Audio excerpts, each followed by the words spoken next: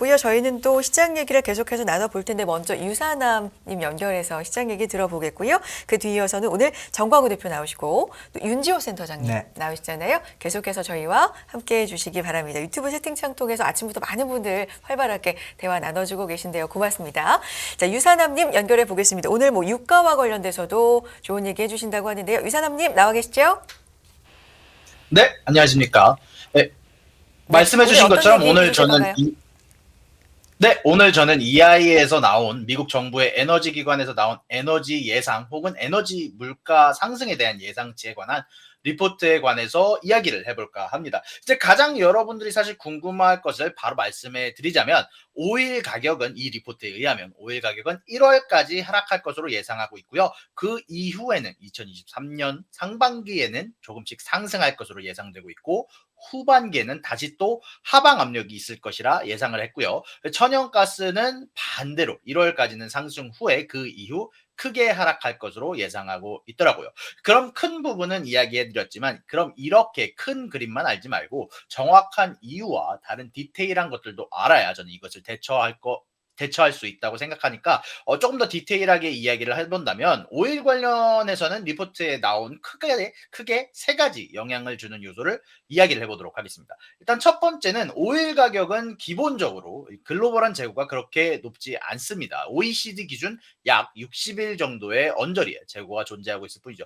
이제 그렇기 때문에 2023년 접어들면서 하방 압력이 실리기에는 쉽지가 않을 거라고 리포트에서는 예상하고 있는데요. 이제 그럼에도 불구하고 왜 그럼 지금 당장은 유가가 하락을 하고 있느냐? 일단 기본적으로 이 리포트에서 얘기를 하는 것은 글로벌하게 지금 경기 침체가 예상이 되고 있다는 것들은 다들 아마 아실 것이라고 생각이 드는데 특히 중국에서 최근에 유턴을 하긴 했지만 제로 코로나 정책을 오랫동안 유지하면서 오일에 대한 수요가 결국 생산량이 줄어들다 보니까 오일의 수요가 특히 오일 수요에 대한 기대감이 많이 하락한 상황입니다. 이제 그러다 보니까 오일 가격에 대한 하방 압력이 아직까지 이어지는 상황이며 개인적인 생각에는 과연 중국의 제로 코로나 유턴이 앞으로 어떻게 영향을 줄지 조금 기대가 되는 바인데 일단 그러다 보니 단기적으로 중국에서 리오프닝이 제대로 진행되기 전까지 1월 언저리까지는 유가가 계속해서 하방 압력을 받고 그 이후는 글로벌한 재고 문제로 인해서 계속 상승하다 후반기에는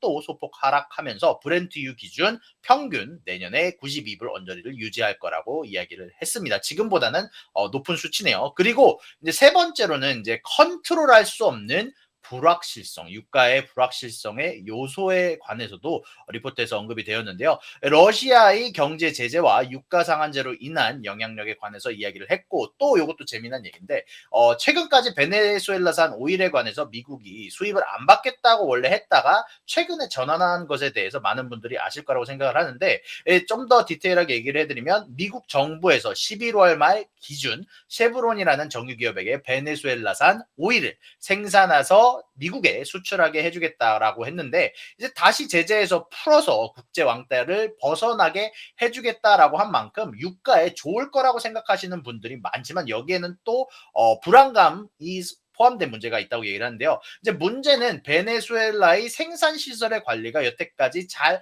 안 되어 있는 만큼 아직 쉐브론이라는 회사 자체도 사람들을 보내서 확인이 안 되어 있는 만큼 아직 생산에는 바로바로 진행하지 못할 가능성이 있다고 얘기를 하더라고요. 전문가는 일단은 조금 기다려보고 아무래도 쉐브론의 리포트를 기다려봐야 한다고 얘기를 하는 만큼 이 두 부분은 조금 더 기다려봐야 될 것 같습니다. 자, 그러면은 이걸로 끝이자 아니죠. 이제 이거 말고도 또 중요한 내용이 있는데 중요한 부분은 오일 가격에 대한 예상치가 내년에 있는 오일 가격에 대한 예상치가 계속해서 하락하고 있다는 겁니다. 특히 이번 달에는 배럴당 평균 약 1달러가 내려갔다는데 기대플레이션이 줄어들고 있다고 생각해 볼 수 있는 만큼 좋게 생각해 볼 여지가 충분히 있다고 생각을 합니다. 자, 그럼 여기까지 오일 이야기를 마치고 천연가스는 어떻게 되는 걸까? 왜 1월까지 상승하고 그 이유는 내려가는 걸까? 사실 천연가스는 이런 흐름을 유지한 지 몇 년 됐습니다. 사실 추운 겨울에는 천연가스 사용량이 늘어나면서 재고량이 하락하기 시작하고 11월, 12월쯤 정점을 찍고 1월부터는 하락하는 추세가 나오는 경우가 많습니다. 이제 재고량도 이에 따라 움직이는 경우가 많고요. 다만 여기에 이번에 들면서 추가적으로 영향을 줄 만한 요소들이 많이 생겨났는데 다들 기억하실지 모르겠지만 6월 즈음에 미국 내에서 천연가스 거래 가격이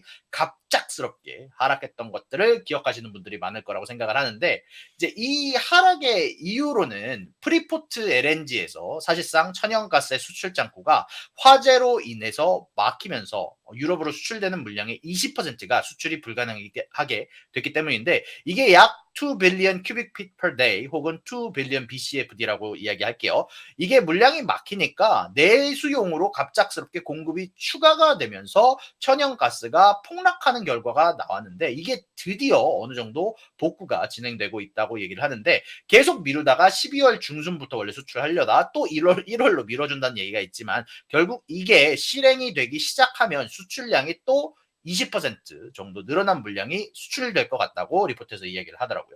또한 이 리포트에서는 완벽하게 복구되는 시점을 2023년 3월 즈음으로 예상하고 있다고 얘기를 했습니다. 그리고 여기에서 또 재미난 정보가 있었는데 새로운 셰일가스 시추가 헤이네스빌과 퍼미안 지역에서 추가가 된 만큼 생산량이 더 늘어날 것 같다고 전망을 했고요. 사실상 지금 당장 천연가스의 생산량이 사실상 코로나 이전의 생산량을 이미 뛰어넘었다고 이야기가 나온 상황입니다.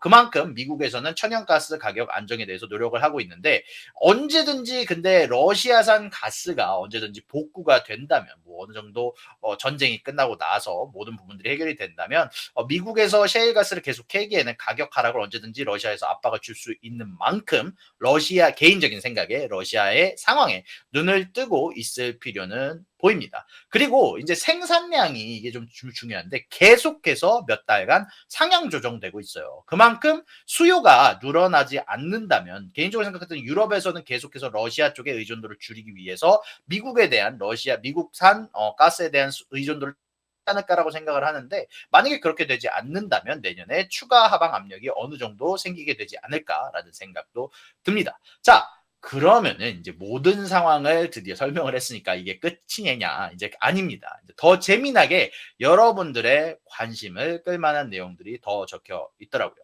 일단은 이 리포트에 적혀 있는 내용 중에서 가장 관심이 제가 끌었던 것은 4쿼터와 내년 1쿼터에 미국의 경제가 축소되는 것을 기준으로 이 리포트는 예상을 작성하고 있다라고 적혀 있어요. 다만 여기에 대해서 추가적으로 적힌 게 저번 달에 예상했던 것보다는 보다 작고 짧은 경기 침체를 예상하고 있고 2023년 동안은 GDP 성장은 아마 플랫하게 평평하게 갈 것으로 예상되고 있다고 적었는데 결론적으로 이야기를 한다면 어느 정도 이 정부의 기관에서 경기 침체를 예상하고 플랜을 짜고 있다는 이야기입니다. 물론 뭐 기관마다 생각은 다를 수도 있지만 그리고 또 다른 재미난 걸 얘기를 해드리면 2023년에 접어들면서 천연가스 사용량의 비중을 미국 내에서 사용되는 에너지 중에서 천연가스 사용량의 비중을 6% 이상 크게 줄이고 풍력 에너지 사용량을 4%, 태양 에너지 사용량을 3% 이상 늘리려 한다고 한 부분이 눈에 띄었던 것 같습니다. 왜냐하면 천연가스 생산량을 이렇게 계속 늘리고 있는데 결국 미국 내에서는 천연가스 사용량을 줄인다는 얘기면 그만큼 다른 나라의 수출량을 늘리려 한다는 거거든요. 과연 이런 부분들이 러시아산 가스의 사용에 대해서는 감안을 하고 움직이고 있는 건지 개인적으로는 좀 많은 관심이 가고 있는 부분입니다. 그리고 사실 이 리포트에 정말 많은 이야기가 더 적혀 있는데 뭐 사실 전기의 가격이나 앞으로 있을 경제 예상, 그린 에너지, CO2 배출량, 에너지 소모량, 그리고 기후 변화 등등 여러 에너지의 관점에서 설명하고 재미나게 적어놓은 리포트들이 많으니 아마 관심이 있는 분들은 EIA 웹사이트를 들어가서 보시면 여러분들의 투자를 조금 더 풍부하게 만들 수 있을 거라고 개인적으로는 생각을 합니다. 무튼 여기까지 저는 유튜버 유사남이었고요. 여러분들의 의견과 코멘트 채팅창에 남겨주시길 바라면서 저는 여기서 인사드리도록 하겠습니다. 감사합니다.